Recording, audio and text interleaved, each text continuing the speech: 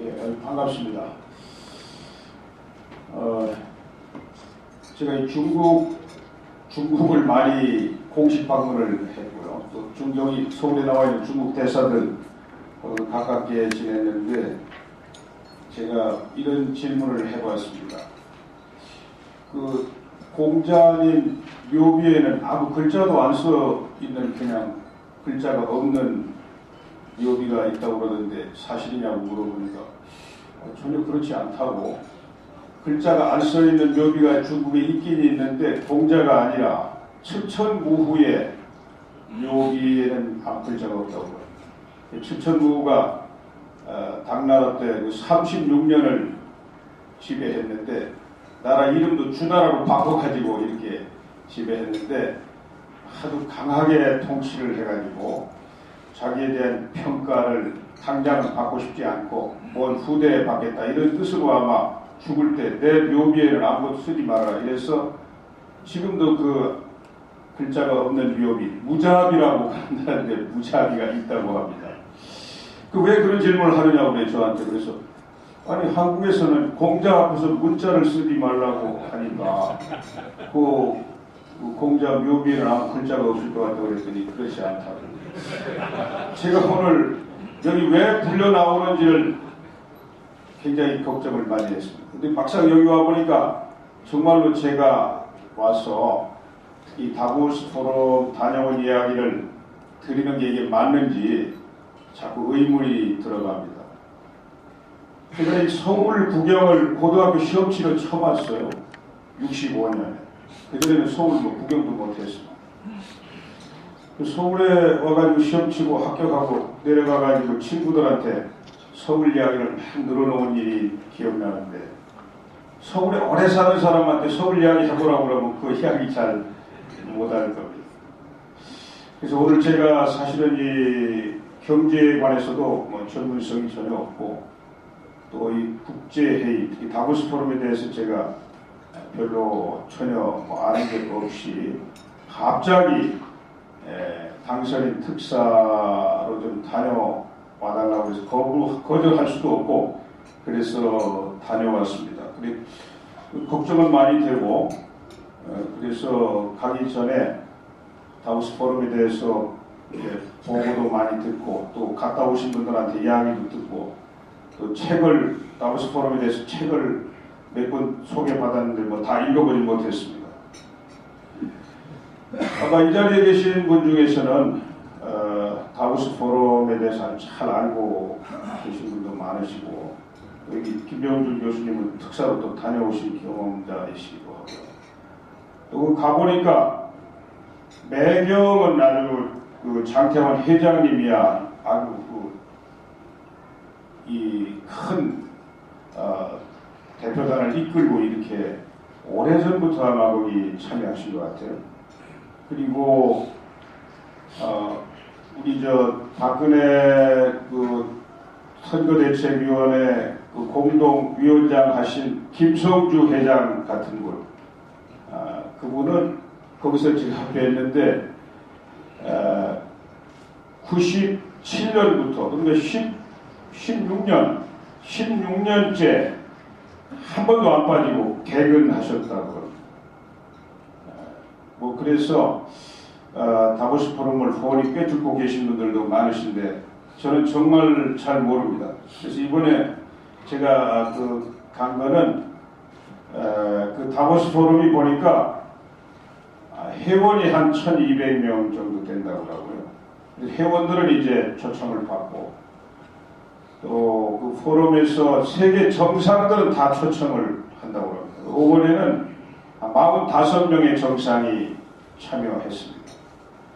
그리고 세계 경제기구 수장들 또 각 최고 정책 전문가들 또 뭐 경제나 정치나 또 사회 문화 예술 분야의 최고 석학 또 지도자들 이런 분들을 초청을 하는데 올해는 약 2,700명 정도 참여했고요.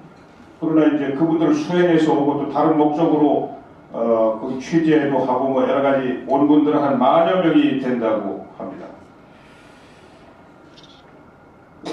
그래서 다보스는 이 스위스에, 저도 스위스 옛날에 내가 노동부 장관할 때 93년에 제네바에 ILO 총회를 한번 갔다 온 일이 있는데, 제네바하고 쌍벽을 잇는 취리히에서 기차를 타고 한 2시간 정도 동북쪽으로 이렇게 산악지대로 올라간 한 1500m 그 고지에 있는 스위스에서 제일 자랑하는 휴양 도시라고 합니다.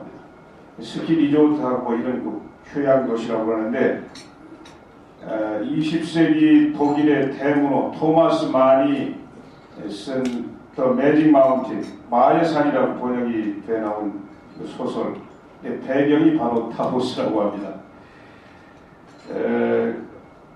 그래서 요번에 그 세계 그런 그 저명한 경제 석학이나 또 정치 지도자들 여러분들이 오신 자리에 이제 각 나라의 정상을 초청하는데, 이번에는 이제 박근혜 당선인이 초청됐습니다. 이명박 대통령은 뭐 쭉 초청받다가 이번에는 이제 대통령 당선인 12월 19일 날 선거 끝나고 20일 날 그 다보스 포럼, 이 정식 명칭은 세계 경제 포럼인데, 거기 회장이 슈바브 회장 이름으로 초청장이 왔는데, 아마 당선인께서 가셨으면 이번에 아주 큰 국제사회로부터 환대를 받고 굉장히 스포트라이트를 받으셨을 텐데, 여러 가지 일정 때문에 못 가시고 제가 대신 가서 우리 새 정부의 경제정책하고 대북정책에 대해서 이렇게 설명하는 그런 것이 제 임무였습니다. 그래, 요번에 그 회의는 좀 설명을 저도 보고 들은 이야기인데, 1971년에 제네바 대학 경제학 교수인 슈바브 박사가 시작했다고 합니다. 처음에는 한 400여 명 모여가지고 시작을 했는데, 그러니까 42년이 됐습니다. 근데 지금 나이를 보니까, 제가 만나보니까 75살이더라고요. 그럼 빼면은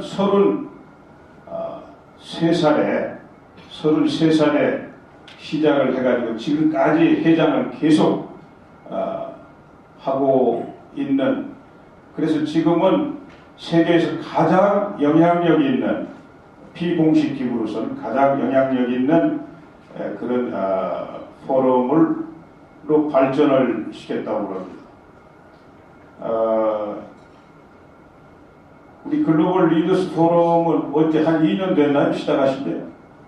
김성은 교수님이 아마 지금 30대 중반쯤 되니까 비슷하게. 그래서 앞으로 한 40년쯤 되면은 세계를 움직이는 그런 포럼으로 발전하지 않겠나 이렇게 생각합니다.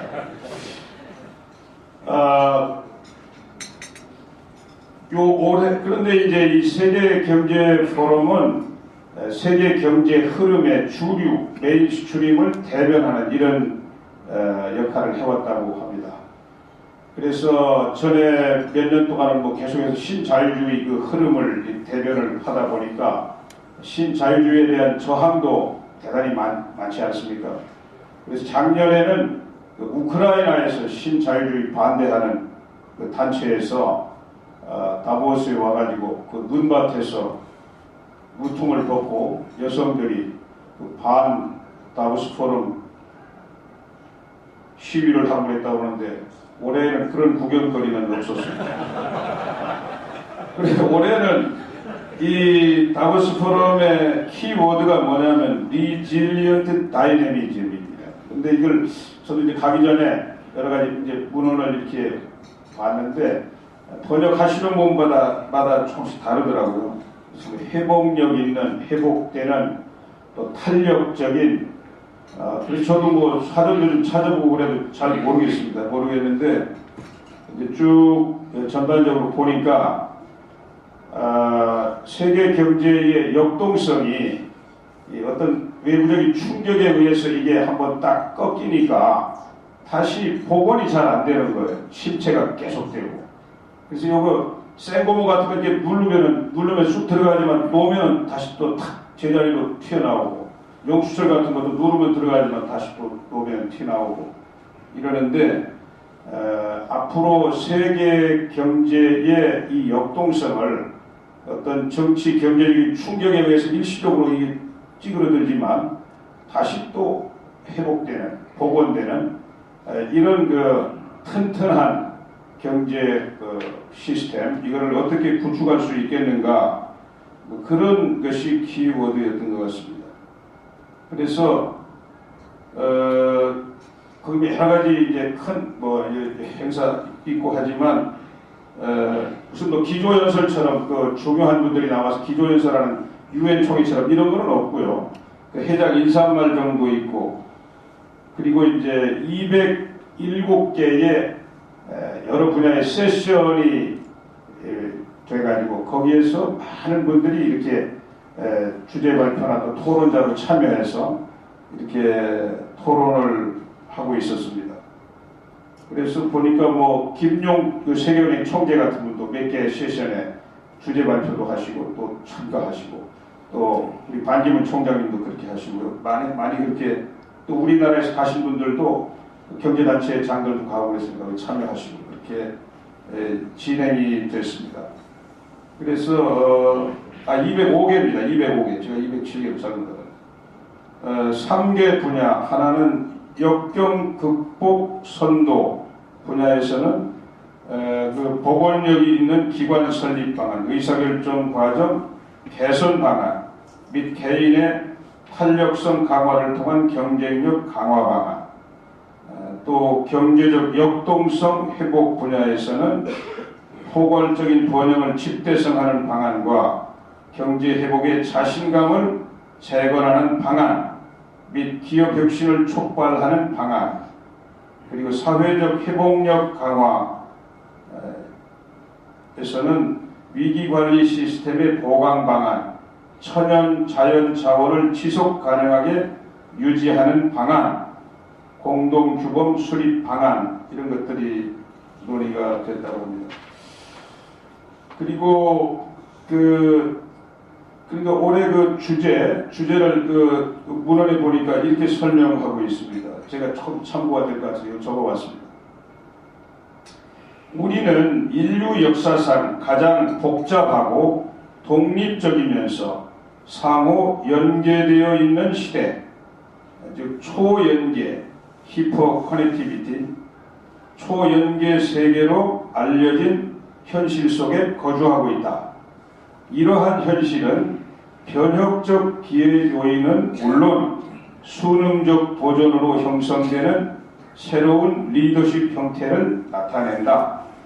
그러나 자신감을 재건하고 성장을 회복하려는 노력은 여전히 무시무시한 정치 경제적 충격에 취약하다.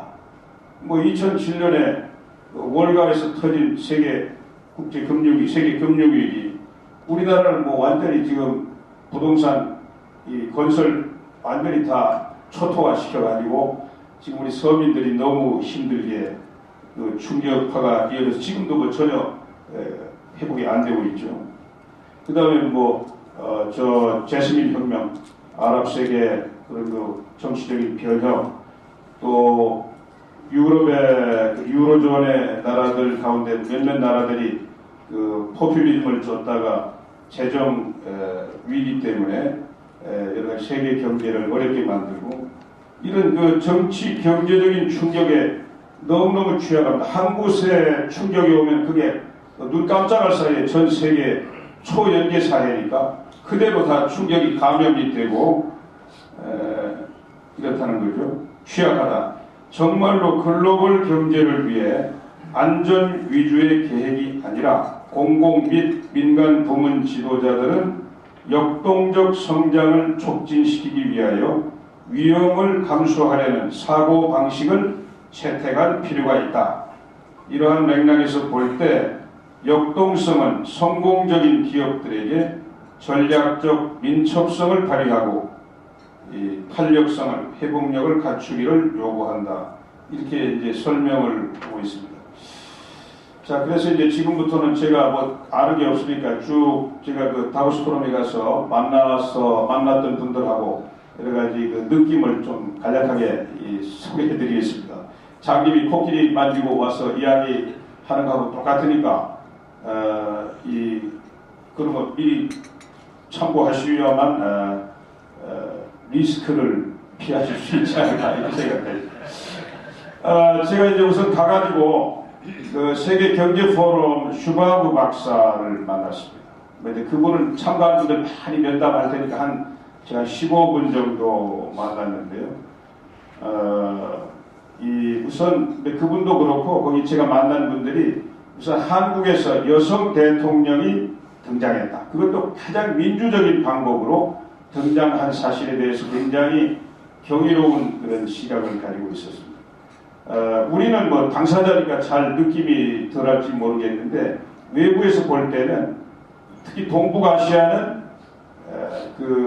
아까 공자 말씀드렸는데 그 유교 전통적인 가부장 사회였지 않습니까? 거기에서 최초로 여성이 최고 지도자로 등장했다. 그것이 과연 어떤 변화를 몰고 올 것이냐에 대해서 굉장한 경이로움과 기대를 가지고 있었다는 말씀을 드리고요. 9월 달에 그 슈바브 세계경제포럼 그 회장하고 또 거기에 이 슈나이더 암만이라고 이 스위스는 정상이 한 명이 있는 게 아니라 7명이 정상을 이루고 있습니다. 7명이 장관도 나눠 가지고 있고 1년씩 돌아가면서 의장을 맡으면서 이렇게 7명이 최고 정상부를 구성하고 있을 때 슈나이더 암만이라고 경제 교육 담당하는 장관도 만나는데 그분하고 같이 사절단을 이끌고 9월에 방문한다고 합니다. 그래서 지금 그때 뭐 한참 그 북한이 장거리 미사일을 발사해가지고 또 유엔 안보리에서 제가 가 있을 때 24일 날 유엔 안보리에서 강력한 제재 결의안이 나왔는데 그래서 이제 그런 이야기를 하는 가운데 이 북한의 김정은 젊은 지도자가 스위스에서 쭉 공부를 했다고 합니다. 스위스에서 바젤이든가요? 스위스 수도가 제네바하고 취리 중간에 있다고 합니다. 거기에서 공부를 했기 때문에 자기도 좀 만날 기회가 있으면은 좀 한반도의 문제를 푸는데 역할을 했으면 좋겠다 이런 또 뜻도 이야기하고요. 좋은 이야기를 많이 했습니다. 그리고 이 세계 경제 포럼이 연차 총회는 매년 1월에 다보스에서 하는데 여름 서머 미팅은 중국의 천진하고 대련에서 합니다. 올해는 대련에서 아마 여름에 한다고 합니다. 그리고 이제 지역 리주널 미팅은 돌아가면서 하는데 올 5월에 미얀마에서 한다고 합니다. 그래서 서울에서도 앞으로 이 세계 경제 포럼을 조직해서 한번 할 수 있으면 좋겠다 이런 이야기를 나눴고요. 그리고 슈나이더 암만 제가 정상을 한 4명을 만났는데요. 슈나이더 암만 경제교육부 장관 만났는데 지금 이 스위스는 EU에 가입하지 않았습니다. 제가 왜 EU에 가입하지 않았느냐 이러니까 자기들은 이 정치적으로 중립 이거를 유지하기 위해서 이제 EU에는 가입하지 않았는데 스위스하고 몇 나라들이 EFTA라고 해가지고 여러 나라들이 이렇게 뭐 공동체를 또 하나 만들어 가지고 있더라고요. 우리나라가 EU하고 FTA 했는데 그보다 몇 년 전에 그 EFTA 국가들하고 해서 스위스하고 같이 스위스도 포함되는 거죠.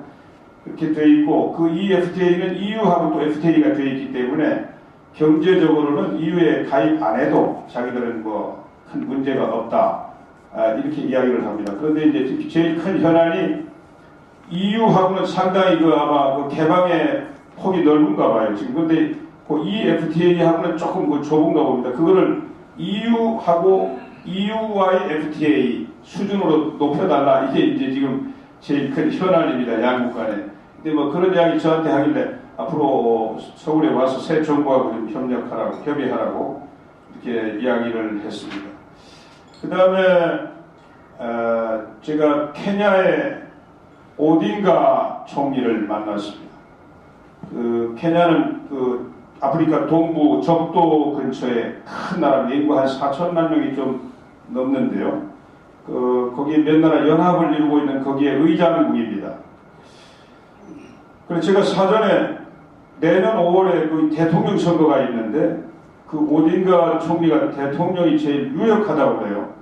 그래서 제가 그 내년에 대통령 선거 때 잘 되기를 바란다고 당신 대통령 되면 나도 한번 케냐를 방문하겠다고 이랬더니 표정이 별로 밝질 않아요. 이상하다고 그랬는데 나중에 그 의문을 제가 어디서 풀어내냐 하면 반기문 유엔 총장님을 제가 또 이제 만났어요. 만났는데 여러 가지 이야기하는 중에 그 케냐 총리를 만났다고 그랬더니 그 이야기를 하시는 거예요.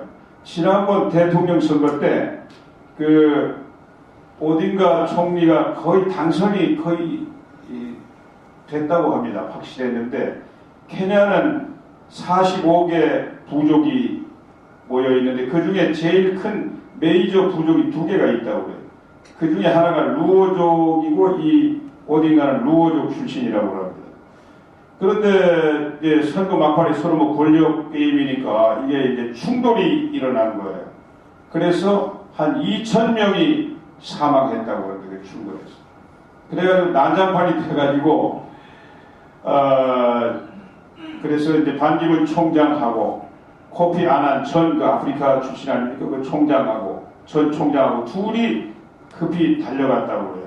가가지고 정파 지도자들 다 모아놓고 거기서 거의 강제로 화해시키고 중재를 했다고 합니다. 그래서 이 오딩가를 실세 총리로 권력을 나눠 가져라 이래가지고 지금 총리지만 아주 실세 총리라고 합니다. 그런데 이번에도 이제 내년에 선거에서 또 이제 그 재연될 수도 있지 않습니까? 그래서 굉장히 경각심을 가지고 지금 주의를 하고 있는데 제가 다보스 그 오딩가 총리를 만나고 그 다음 날인가요? 거기 이렇게 영자지 보니까 역시 그 부족 간에 충돌이 있다는 그 기사가 나와 있더라고요. 케냐에. 그래서 그런 것 때문에 머리가 아팠던 것 같아요. 내년에 당신 꼭 잘 되라고 이렇게 이야기했는데 그걸 그대로 받아들이기 어려웠던 것 같습니다. 그런데 지금 미국의 오바마 대통령이 바로 케냐, 아버지가 케냐 루오족 출신입니다. 그래서 나는 오바마가 그냥 뭐 미국식 이름으로 오바마인 줄 알았더니 그 케냐 루오족의 오씨들이 그렇게 많다고 해요. 오딘가 오바마. 그래서 이게 아프리카 케냐 루오족의 이름이다. 이걸 제가 처음 알았습니다. 아마 여러분들도 저 때문에 처음 알지 않았나 싶습니다. 그 다음에 그래서 이제 그 오딩가 총리는 새마을 운동의 아주 신봉자더라고요. 처음에 대화를 하는데 새마을 운동, 영어로 뉴 빌리지 무브먼트라고 안 하고 그냥 새마을 운동 하는데 발음이 잘 안 들리지 않습니까? 이게 무슨 소리인가 들어보니까 이게 새마을 운동이에요. 여기 서울에도 몇 번 왔었는데 새마을 운동 중앙 본부도 가가지고 뭐 좀 수련도 하고 그렇게 했다고 합니다.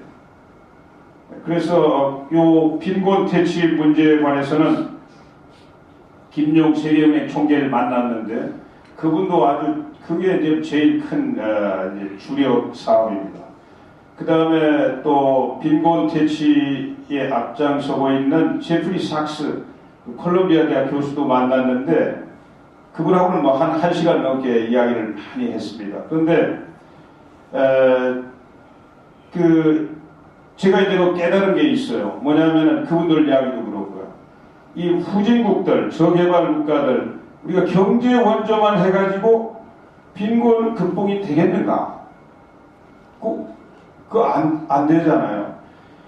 왜냐하면 의식, 그 빈곤에 익숙해 있는 그 의식을 깨고 혁명을 하지 않으면 그거하고 같이 경제적인 지원이라든지 뭐 이런 게 들어가서 경제 개발이 이루어지고 해야만 비로소 그 사회가 이제 빈곤을 극복하고 일어설 수가 있는데, 새마을 운동은 뭐 우리가 의도했던 건 아니지만 그런 빈곤을 극복하려고 하는 나라들의 지도자, 또 빈곤 극복 운동에 앞장서고 있는 세계 기구라든지 그런 그 지도자들에게 있어서는 유일한 이게 자원이 유산 뭐라고 해야 되나, 그 모델이 되고 있다는 것이죠. 그래서 이 앞으로 우리, 그리고 이제 뭐 김용 총재 만났을 때도 그렇고요, 또 반기문 총장 만났을 때도 한국 사람이 생각하는 한국의 위상하고 세계 사람들이 바라보는 한국의 위상은 너무 격차가 크다는 거예요. 그래서 세계 사람들은 한국이 세계, 특히 그 빈곤 퇴치를 위해서 아주 더 많은 역할을 해주기를 기대하고 있는데, 한국은 그걸 그렇게 잘 깨닫지 못하고 있는 것 같다. 그래서 특히 ODA 그 의무 무상 원조 이런 것을 좀 확대해달라, 이런 이야기를 제가 많이 들었는데요. 하여튼 한국이 앞으로 뭐 잘 사는 나라가 못 사는 나라가 너무 많으니까 그런 나라들이 다시 빈곤을 극복하고 일어설 수 있는데, 일어서는 길에 한국이 중심적인 역할을 꼭 하게 되면 그게 한국의 장래를 위해서도 너무 훌륭한 투자가 되겠다, 이런 것을 많이 느끼고 돌아왔습니다. 그 다음에 정상으로는 이제 아이슬란드 그림슨 대통령하고 덴마크의 슈미트 총리인데, 슈미트 총리는 여성이었습니다. 슈미트는 되게 남성 이름인데 여성 총리인데 슈미트 총리더라고요. 두 분을 만나는데 그 공통적인 것은 두 나라가 이 아틱 카운슬, 북극 이사회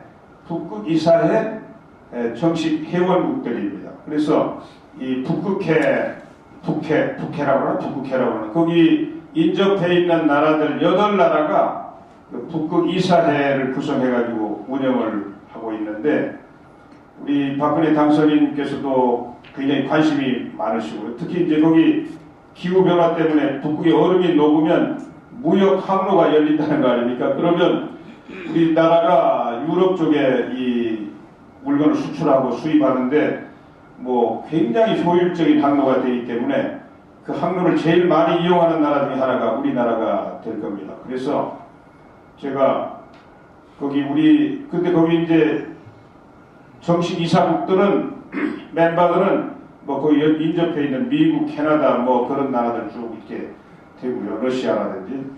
우리 그렇지 않은 나라들은 이제 정식 옵서버 국가로 돼야 되는데, 정식 옵서버 국가가 좀 되도록 도와달라 이랬더니 뭐 긍정적인 이야기를 들었습니다. 그래서 북극 이사회에서는 그 뭐 무역 항로에 관한 그거는 뭐 그 사람들 주제가 아니고요.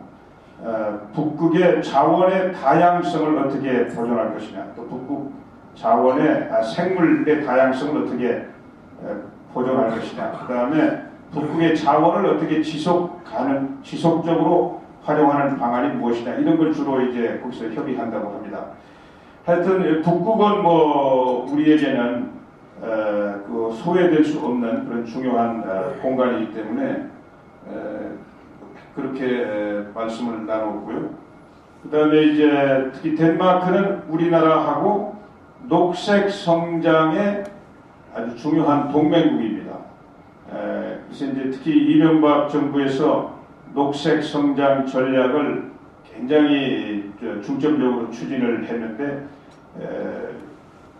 굉장히 성공적인 것 같아요. 특히 이제 기후 변화라는 그 글로벌한 이슈 때문에 이것이 이제 부각이 되고 있는데, 녹색 기후 기금 사무국이 인천 송도로 유치가 됐습니다.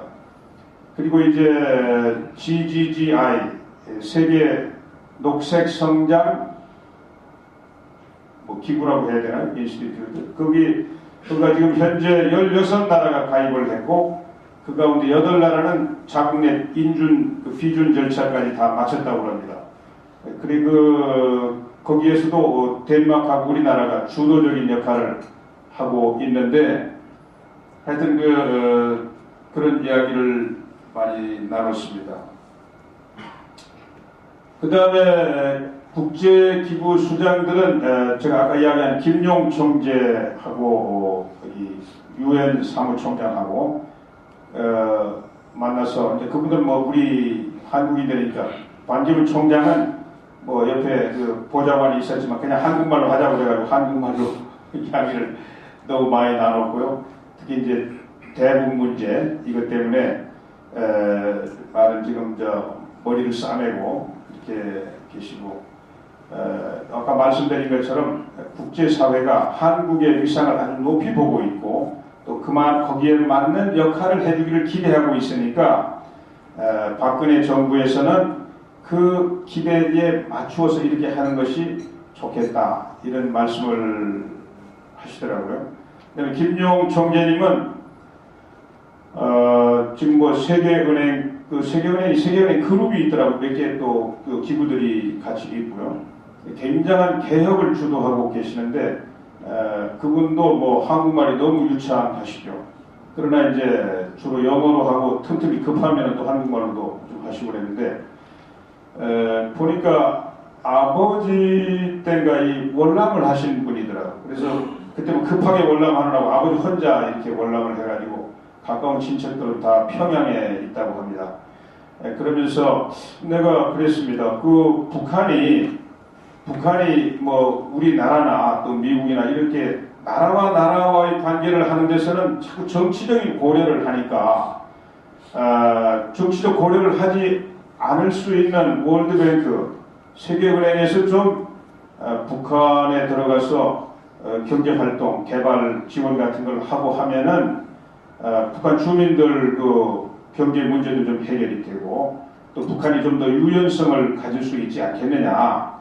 그런데 아직까지는 자기 뭐 중국의 리커창 하고도 해가지고 뭐 이야기를 좀 하고 있고 한데 아직까지는 들어가지 못하고 있다고 합니다. 근데 하여튼 그 준비가 되는 대로 북한에 들어가서 그런 빈곤 퇴치운동이라든지 여러 가지 개발 지원이라든지 이런 것을 하고 싶다는 말씀을 들었고요.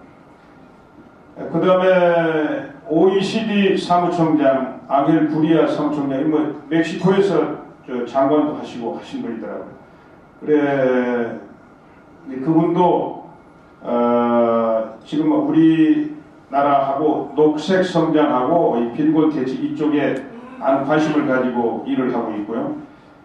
한국 경제 평가 보고서 뭐 새로 나온 거 최신 새로 나온 거 자기가 읽어보지 못했다고 하면서 그걸 전달해 주더라고요. 그래서 제가 우리 정부 당국에 이렇게 전달을 해줬습니다. 그리고 며칠 있다가 사회통합 보고서를 가지고 서울을 방문하겠다 이렇게 이야기를 했는데 마침 들어와 보니까 2월 4일 날 서울에 와가지고 박근혜 당선인 만나서 사회통합 보고서도 드리고 대화를 나누고 국회에 와가지고 국회의원들 한 열 몇 사람하고 아주 열띤 토론을 했습니다. 그래서 그 사회통합 보고서도 제가 쭉 읽어보니까 지금 우리나라에서 이제 이 소득 격차, 빈부 격차 때문에 사회 통합이 지금 아주 상당히 위기 상황이지 않습니까? 그것을 어떻게 극복할 것이냐? 거기에서 이제 뭐 제가 다 읽어보지 못했습니다만은 이제 이 복지 확대하고 그다음에 노동시장의 이중 구조, 우리 흔히 말하는 지금 비정규직 문제, 또 이런 임금 격차 문제, 대기업 노동자하고 또 중소협력 기업의 노동자하고 사실 일하는 건 같은데 임금 격차가 많이 벌어져 있지 않습니까? 이런 걸 어떻게 극복할 것이냐 하는 것에 대해서 제가 보니까 굉장히 통찰력 있는 그런 방안을 내놓고 있었습니다. 간략하게 두 가지만 소개해드리면은 복지 확대, 말하자면 특히 이제 이 보육복지 확대를 하면은 그게 그냥 그 아이를 돌봐야 되는 여성, 어머니, 젊은 여성, 어머니를 그냥 자유롭게 편하게 해방시켜 주는 걸로 끝나는 거냐? 그렇지 않다는 것이죠. 그 아이의 얽매여 있는 그걸로부터 해방이 되면은 그 여성이 아이를 더 낳을 수도 있고 또 사회, 경제, 노동에 참여가 높아질 수도 있고 그러면 그 출산율이 높아진다든지 여성의 경제 참여가 높아지면 그게 바로 성장 동력하고 또 직결되는 거니까 굉장히 생산적인 거 아니냐. 특히 이제 한국의 미래 성장 동력이 자꾸 약화되고 있는 이런 상황이기 때문에 저출산 노령화 때문에 상당히 위협이 되고 있는데 그래서 그 복지라는 것을 그렇게 연결시키는 그래서 우리가 이 보육복지 하나만 놓고 보더라도 그걸 설계하고 할 때 이렇게 하면은 어떻게 하면 여성들이 그 보육의 그 굴레로부터 좀 자유로워져 가지고 아이를 더 낳으려고 하는 동기가 발생할 수 있겠는가 또 사회 경제에 참여를 유발할 수 있겠는가 이런 거하고 같이 이렇게 해야 되겠다는 생각이 들고요. 또 하나는 노동시장이 이중 구조인데요. 제가 노동부 장관을 또 경험이 오래됐지만 있고 또 많은 관심을 가지고 있는데 지금 제일 큰 사회 문제 중에 하나입니다.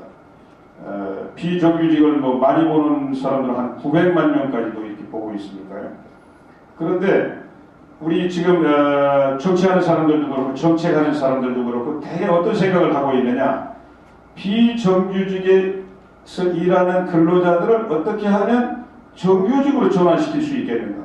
정규직으로 전환이 안 되더라도 어떻게 하면 정규직과 같은 수준의 임금 또 고용의 안정성 이런 걸 보장해 줄 수 있겠는가. 이렇게 정규직의 기준에 갖다 맞추려고 하는 이런 생각 갖고 있지 않습니까? 저부터도 그런 생각을 늘 통념적으로 갖고 있잖아요. 그런데 그 보고서에서는 아주 냉철하게 과학적으로 분석을 해놓고 있었습니다. 뭐냐? 우선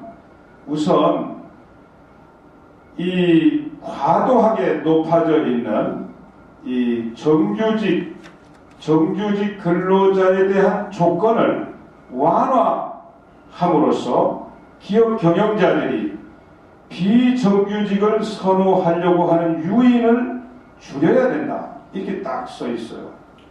제가 아주 놀랐습니다. 그래서 더 자세하게 이야기하면 할이 없으니까 이제 이 정도로 하고요. 그래서 그런 사회 통합 보고서를 가지고 와서 또 국회에서 토론도 하고 그랬습니다. 그 다음에 라가르드 IMF 총재를 만났는데요. IMF 라가르드 총재는 프랑스 출신인데 한 장관을 3군데 했더라고요. 마지막 장관이 고용노동부 장관을 하고 바로 IMF 총재로 왔습니다. 와서 제가 우선 그랬어요. 두 가지를 여러 가지 이야기했지만 두 가지 우리와 관련된 현안을 이야기했는데 일본이 저렇게 양적 완화 통화를 인위적으로 이렇게 해가지고 환율 시장을 교란하고 특히 우리 수출을 가지고 경쟁하고 있는 한국에 큰 타격을 주고 있다. IMF에서 이거 어떻게 좀 손을 봐야 되지 않느냐 그랬더니 두 가지 이야기를 하더라고.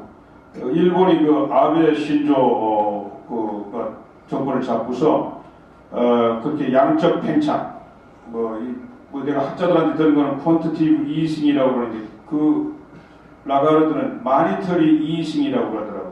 IMF가 마니터리니까 자기 이름을 꼭 써가지고 이야기를 하는데 하여튼 이 아베 정권이 일본 은행을 윽박질러 가지고 일본 은행은 반대하는데 그래서 통화 공급을 늘려가지고 인위적으로 인플레를 2% 유발시키고 그래서 경기를 활성화하고 또 수출 경쟁력을 키워가지고 대부분 생산성이 악화된 수출 기업들의 생산성을 호전시키는 이런 정책을 쓰려고 하는데 두 가지 문제가 있다. 그렇게 해가지고 과연 일본 경제가 건강하게 다시 살아날 수 있겠느냐, 굉장히 자기 비판적으로 본다고 그러고요. 두 번째는 정부가, 정치 권력이 독립성을 가지고 움직여야 될 중앙은행을 그렇게 막 강제로 짓눌러가지고 독립성을 훼손하면서 통화정책을 할 때 그 큰 문제가 발생할 것이다, 이렇게 비판적으로 이야기를 했습니다. 그런데 그 다보스에서 연설하는 메르켈 총리가 연설을 한 걸 봤는데요, 아주 통렬하게 일본의 그 양적 완화 정책을 비판하고 있었습니다. 굉장히 공격적으로 비판하더라고요. 근데 지금 뭐 보도에 보면은 미국은 옹호하고 있다는 거 아닙니까? 근데 사실은 미국이나 EU도, 미국은 지금 3번 3차까지 양적 완화하고 4차 양적 완화에 들어가 있습니다.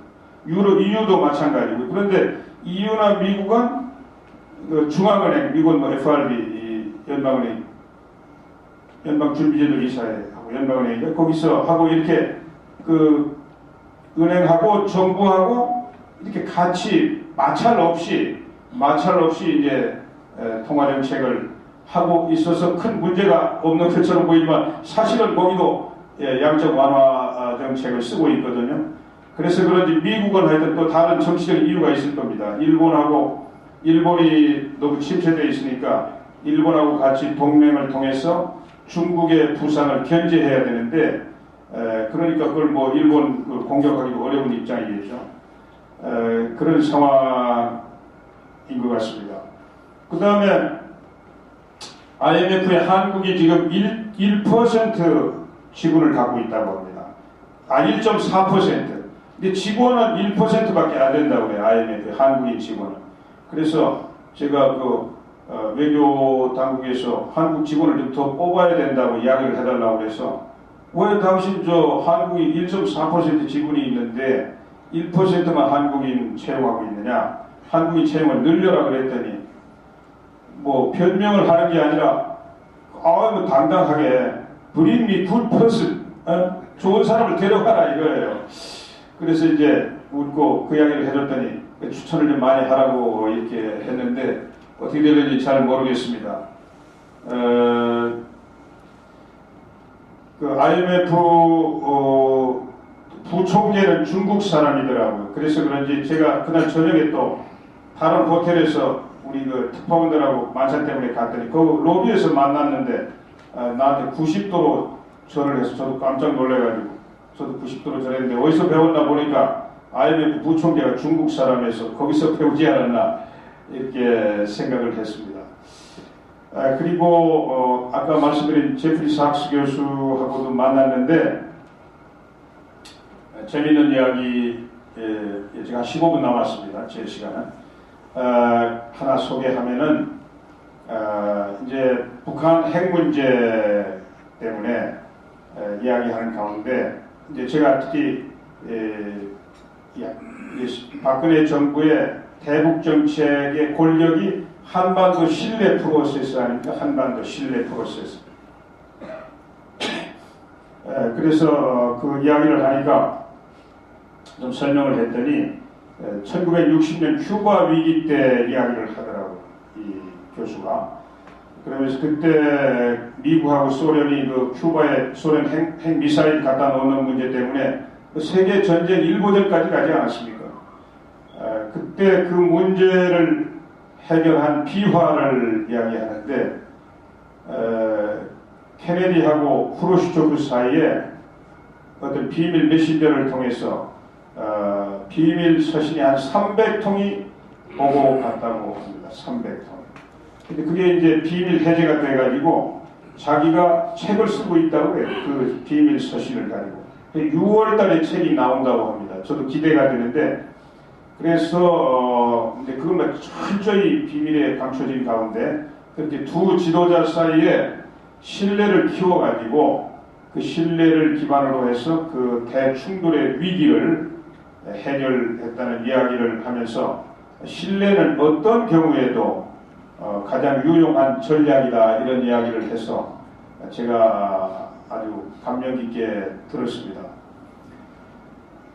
그 밖에도 뭐 여러 사람들 만나고 다른 행사들이 많았습니다. 그래서 저는 박근혜 정부의 경제정책하고 대북정책은 미디어 리더스 브리핑이라고 해서 거기 기자들 상대로 하는 그 브리핑을 통해서 설명을 했고요. 또 그때 마침 UN 안보리에서 강력한 제재 결의안이 나와가지고 그걸 가지고 AP 기자가 계속해서 그 결의안에 마지막에 북한이 또다시 장거리 미사일을 발사하거나 제3차 핵실험을 할 경우에는 중대한 조치를 취하겠다. significant action을 취하겠다. 이렇게 돼 있어가지고 그것이 뭐 무력 공격이면은 한국의 입장은 뭐냐, 뭐 이런 질문을 자꾸 하기 때문에 제가 그건 하여튼 북한이 그런 제3차 핵실험을 하지 않기를 바란다 이런 취지로 제가 넘어갔습니다. 왜냐하면 뭐 무력 대응도 하나의 옵션이긴 하지만 그건 뭐 전쟁을 감수하지 않으면 안 되는 그런 상황이고, 특히 우리 대한민국으로서는 북한의 핵도 제거해야 되지만 앞으로 평화적인 통일을 성취해야 되는데 그런 극단적인 상황을 가정해서 답변을 하기가 어려워서 제가 적당히 그냥 얼버무렸습니다. 그리고 이제 코리아 나이트라고 전경련에서 이제 초청해서 주최하는 만찬이 있습니다. 거기에 외국인들이 한 200~300명 모이는데요. 거기에서 이제 우리 경제정책과 대북정책위원회에서 설명했습니다. 경제정책은 뭐 대부분 다 아실 테니까 한 가지 제가 하면은 그 다보스 포럼에서도 각 지역마다 이 프로텍셔니즘, 보호주의의 유혹이 이렇게 움직이고 있는 것에 대해서 많은 경계를 하고 있었는데요. 한국은 이 보호주의를 반대하고 자유무역주의를 계속 추진하겠다, FTA도 계속 확대해 나가겠다, 이런 입장을 분명히 잘 전달을 하고 돌아왔습니다. 이 북한 핵 문제 때문에 지금 보통 문제가 아닌데요. 우리 국제사회는 북한이나 아니면 중국이나 미국이나 일본이나 러시아나 이런 나라들은 북한의 핵, 세계 평화를 위협하고 자기들의 안보를 위협하는 이 핵을 없애는 것, 그것이 유일한 목표 아니겠습니까? 그런데 대한민국은 물론 그 핵도 핵은 우리에 대한 거대한 위협이자 도발이고 하기 때문에 또 한반도는 비핵화되는 것이 장기적으로 옳다고 생각합니다. 그래서 이걸 없애는 게 목표이기도 하지만 동시에 그걸 뛰어넘어서 어떻게 해서든지 평화적인 통일을 이루어내야 되는데, 그래서 더 복잡한 그런 이해관계를 갖고 있다고 생각합니다. 그래서 우리가 취해야 될 여러 가지 정책이나 전략은 훨씬 더 용의 주도하게 이렇게 마련이 되어야 된다고 생각하는데요. 지금 박근혜 새 대통령이 아까 좀 설명드린 한반도 신뢰 프로세스는 이런 것입니다. 우선 이제 김대중 노무현 정부의 대북 정책, 또 이제 또 정반대 이명박 정부의 대북 정책, 이 과정을 통해서 우리가 교훈을 얻어가지고 새로 설계됐다고 저는 생각합니다. 그래서 우선 이 한반도의 비핵화, 또 무력 도발 불용이라는 목표는 더 강력히 설계해가지고 추진하지만, 그러나 그 목표에 접근하기 위해서는 결국은 신뢰를 키우는 길밖에는 없다. 이렇게 전략을 세우고요. 우선 가능한 일로부터 작은 신뢰부터 대화를 통해서 쌓아나가겠다. 그리고 대화의 문을 언제나 열어놓는다. 그리고 우선 북한 주민들의 식량 문제라든지 또 의약품 문제라든지 이런 인도적인 문제에 있어서는 기초적인 신뢰만 생기면 바로 지원이 가능하고, 그리고 작은 신뢰들이 쌓여서 어느 정도 이제 신뢰가 구축이 되면은 북한 경제를 대대적으로 개발하는 그런 지원하는 협력도 가능하다. 이것이 이제 그 골격이고요. 그리고 이제 남과 북 사이의 문제고, 동북아시아 평화 협력 구상을 이제 내놓았는데요. 그것은 우리 남북한, 또 일본, 중국, 몽골, 극동 시베리아 이런 우리 동북아시아 영내 지역 국가들이 모여가지고 공동의 관심사를 놓고 이렇게 협력을 확대해 나가다 보면은 결국은 그것이 한반도 문제를 평화적으로 풀어나가는데 큰 기반이 될 것이다. 이렇게 해서 동북아 평화협력 구상을 제의하고 발전시켜 나가려고 합니다. 그리고 그렇게 하다 보면은 동북아의 경제 공동체로 발전할 수 있다. 이런 비전을 제시하고 있습니다. 그래서 이번에 제가 다보스 포럼에 가서 들은 이야기 중에 하나가 Asian Paradox, 아시아의 역설입니다. 그런데 세계 보면은 세계가 다 세계화 되지 않습니까? 아까 말씀드린 것처럼 초연계 사회로 계속 발전하고 있기 때문에. 그런데 세계가 이제 결국 하나의 지구촌으로 된다고 하는 건데, 그 과정은 과거에 제가 그냥 어렴풋이 들은 이야기지만 여러 과정을 거치고 있습니다. 지금 다자간에 무역 자유무역을 확대한 WTO가 있고, 또 국가와 국가 사이에 FTA가 있고, 이런 걸 통해서 자꾸 가까워지고, 또 이제 지역 블록들이 계속 발전하지 않습니까? 그래서 유럽은 EEC에서 EC로, EC에서 EU로 이렇게 발전을 해가지고 지금 경제뿐만 아니라 거기 안보라든지 또 화폐라든지 전부 다 통합을 이렇게 추진하고 있고요. 또 미국은 네프타에서 미국, 멕시코, 캐나다 여기에서 더 확대해가지고 지역 블록을 확대해 나가고 있고, 또 아세안은 아세안대로 확대해 나가고 있고요. 이렇게 지역마다 블록을 강화해 나가고 있는데, 그런데 동북아시아는 지금 때 아닌 국가주의 선풍이 일어나면서 역사 문제나 영토 문제 가지고 대립 갈등 국면이 더 커지고 있단 말이죠. 협력이나 통합 국면보다는 오히려 반대되는 흐름이 더 강해지고 있습니다. 이래서 이게 이제 아시아의 역설이다, 이렇게 이야기를 하는데, 이것을 어떻게 극복할 수 있겠습니까? 누가 중심이 돼서 극복할 수 있겠습니까? 저는 비핵화된 통일된 한반도만이 이 동북아시아의 이 경제 공동체, 대립과 분열이 아니라 협력과 공동 번영의 이 중심 축의 역할을 해나갈 수 있을 것이다, 이렇게 생각합니다.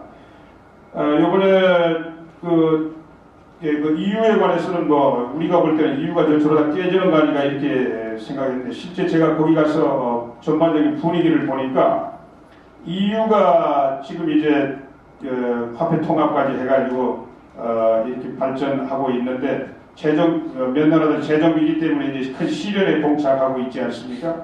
그래서 거기 세션 중에 하나도 EU 2.0이라는 세션이 있더라고요. 그래서 그 제목을 Evolution or Domination, 그러니까 진화할 것이냐 2.0으로, 아니면은 다시 무너져가지고 지배와 예속으로 이렇게 갈 것이냐, 이런 세션이 있는 걸 제가 봤는데, 가서 제가 들어보지 못했습니다만은 전반적인 분위기가 EU는 붕괴되지 않는다, EU는 더 발전한다, 이것이 전반적인 분위기였고요.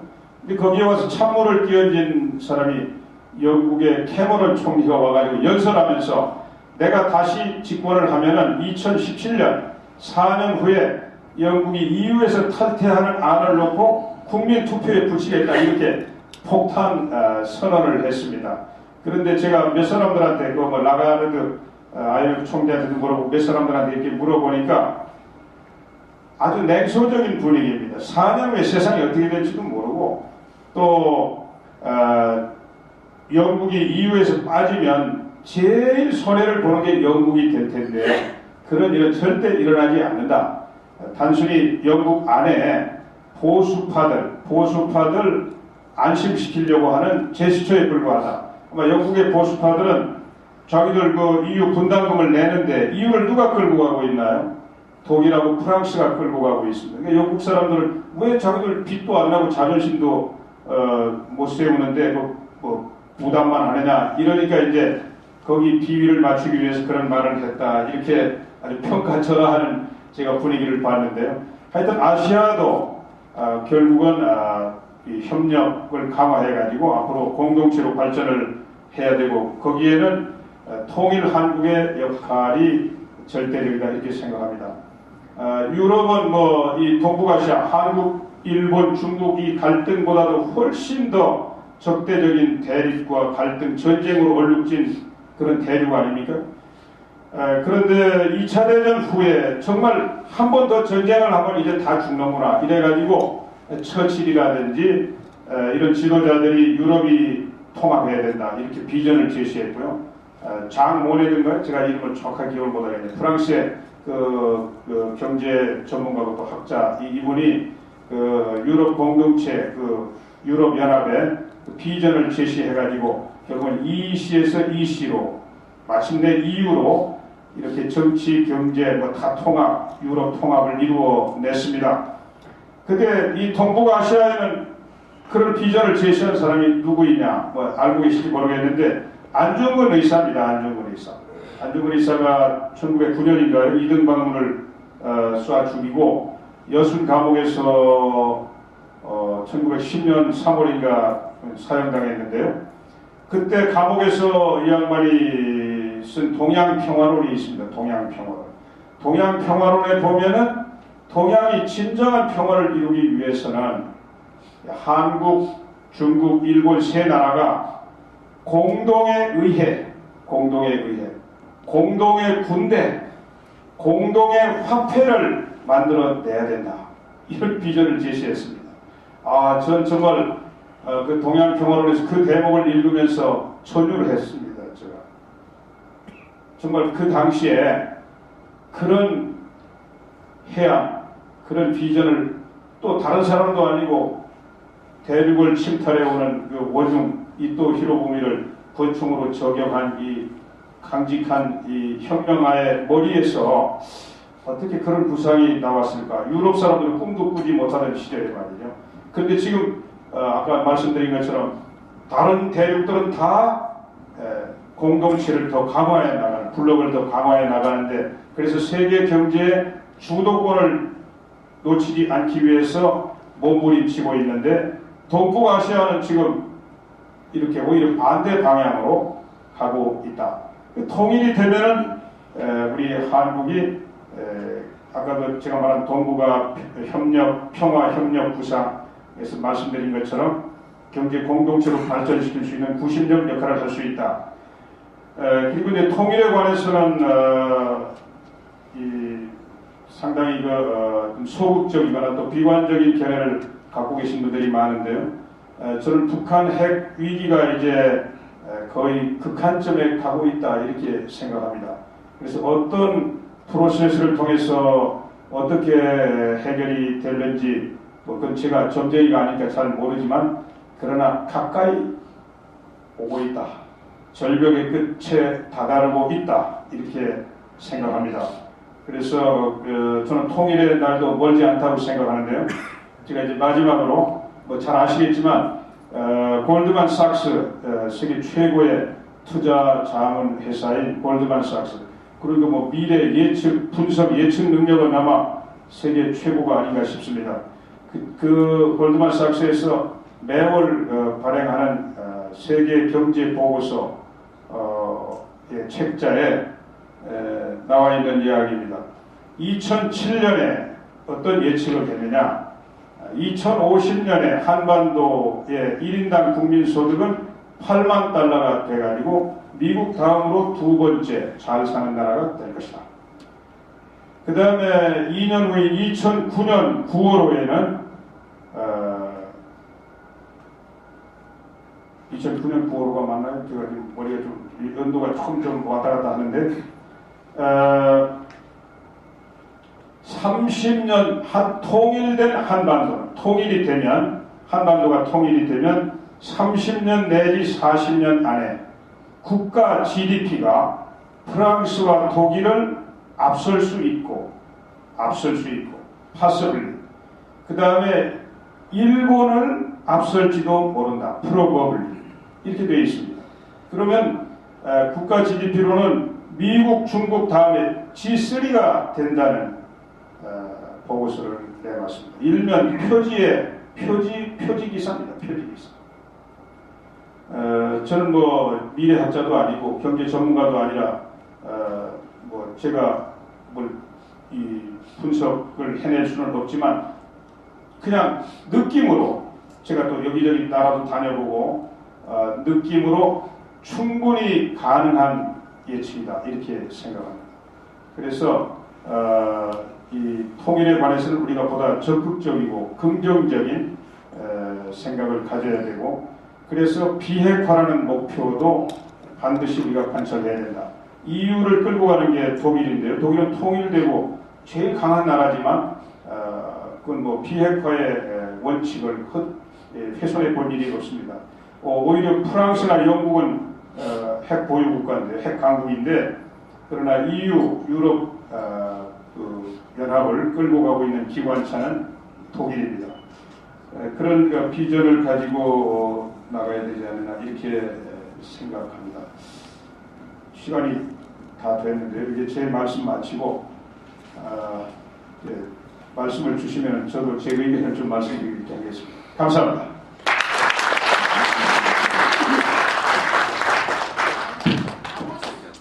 다보스에 갔다 온 것 같죠? 오늘 본인의 의지나 신념보다는 다보스를 마치 같이 걸어간 것처럼 해주시려는 목적을 가지신 것 같습니다. 다음에 또 기회가 되면 모셔서 또 본인의 정치적인 신념도 들을 수 있는 기회를 갖도록 하겠습니다. 아까 안중근 의사님 말씀하시면서 우리가 세계화가 뭐 피할 수 없는 그 미래고 그 중에서 대한민국이 중심에 서야 된다는 게 글로벌 리더스 포럼의 가장 중요한 신념입니다. 저 질문 있으신 분 먼저 질문 받도록 하겠습니다. Q&A 시간을 갖겠으니까 질문 있으신 분.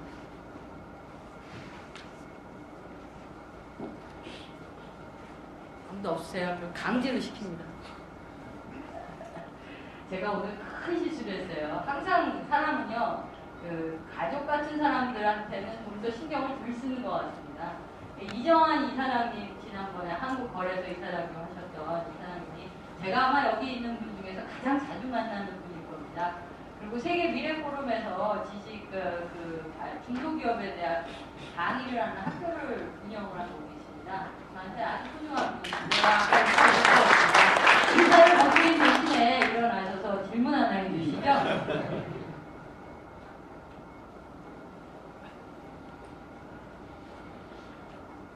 갑자기 제보고 질문하는 게 당황스럽습니다.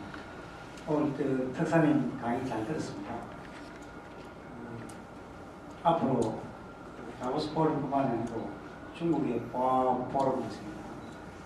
자주 가셔가지고 세계에서 일어나는 모든 그런 국제적인 논의가 우리나라에 좀 더 활발하게 논의가 돼서 우리 경제 발전에 많이 도움이 되겠습니다. 감사합니다. 질문이 아니신 것 같아요. 그러니까 얘기 뉴스는 보니까 금년도 세계 경제가 한 3%